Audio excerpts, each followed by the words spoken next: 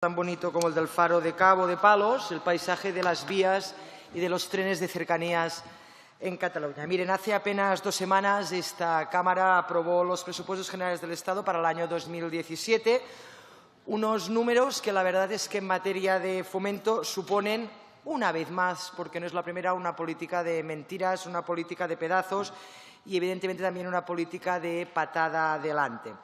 Esta afirmación que acabo de hacer, señorías, no es para nada gratuita, al contrario. De hecho, esta afirmación no es gratuita porque estos presupuestos son, una vez más, la muestra de la absoluta ineficacia a la hora de abordar los constantes retrasos del sistema de Rodalies de Cataluña que suponen, entre muchas otras cosas, una enorme y colosal problemática para la ciudadanía a la hora de desplazarse y a la vez también una gran problemática en lo que respecta a la movilidad, que no es menos importante, de pasajeros y al deplorable estado en el que se encuentran algunas de las instalaciones de la red de Rodalies, que en este caso son propiedad de Adif. Miren, Cataluña sufre un déficit histórico en infraestructuras. En inversiones, que evidentemente merman la competitividad económica del país, de Cataluña, pero es que a la vez también lo que hacen es mermar la movilidad de las y los catalanes en su día a día.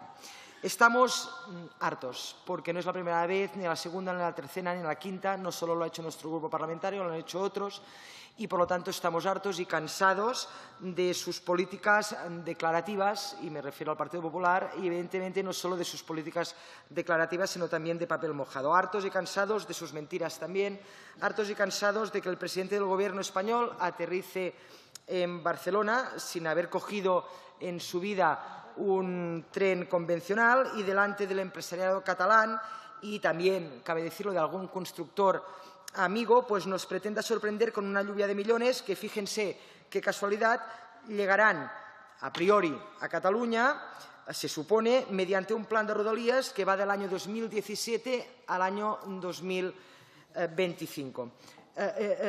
Y la pregunta es clara, es decir, ¿ustedes se creen que porque en Cataluña cogemos más trenes convencionales que trenes de alta velocidad, la ciudadanía es tonta? Porque, claro, si es que todo este tsunami de billetes de 500 que nos prometió Rajoy no llegan ni tan siquiera al 10% de la cantidad total de incumplimientos presupuestarios en Rodalies desde el año, atención, 2007, ¿ahora nos lo vamos a creer? De hecho, si hablamos del plan de Rodalies, por ejemplo, del año 2008 a 2015, porque de planes de Rodalies han habido muchos, muchísimos, y ahora no estoy señalando solo el Partido Popular, también señalo el PSOE, vayan a sonrojarse. Solo se ha ejecutado 2 años más tarde, recuerdo, plan de Rodalies 2008-2015, pues en el año 2017 de este plan de Rodalies solo se ha ejecutado un miserable 25% por lo que hace a la modernización de infraestructuras y de instalaciones. Y ahora pretenden ustedes que nosotros nos creamos que el nuevo plan de Rodalies 2017-2025 va a ser la panacea. Pues miren, no nos lo creemos. Debemos decir también, y vaya por delante, para que ustedes no se piensen que los catalanes somos unos quejicas, que no solo reivindicamos lo que nos parece justo y lo que se nos prometió y además firmado y acordado, ¿no?, sino que a la vez también somos agradecidos, ¿no?, y aplaudimos, y lo hacemos, no es la primera vez, ¿no?, el acuerdo al que han llegado o se llegó el Ministerio y el Ayuntamiento de Montcada y Reixac, que también lo hemos reivindicado más de una vez en esta comisión, para poner fin a la herida urbanística que suponen las vías en este municipio. Pero dicho esto, debe quedarles claro que Rodalies de Cataluña no termina en Montcada y Reixac.